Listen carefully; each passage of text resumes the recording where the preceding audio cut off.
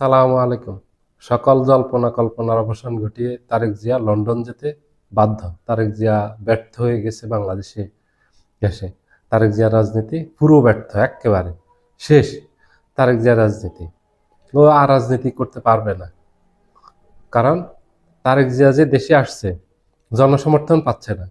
আপনারা দেখবেন বিভিন্ন সভা সমাবেশে যাচ্ছে, করতেছে। সিলেটে গেছে, হবিগঞ্জে গেছে, মৌলভীবাজার গেছে, ব্রাহ্মণবাড়িয়া করছে, নারায়ণগঞ্জে করছে, আজকে ঢাকায় করছে।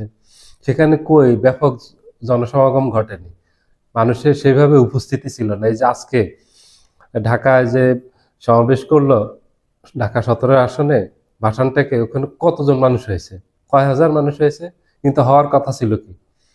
যদি তারেক জিয়ার জায়গায় যদি আজকে বেগম খালেদা জিয়া সিলেটে যেত, কয়েক লক্ষ মানুষ হতো, কয়েক লক্ষ। সিলেট শহরে জ্যাম লেগে যেত, সিলেট পুরো শহরে জায়গা দিতে পারতো না।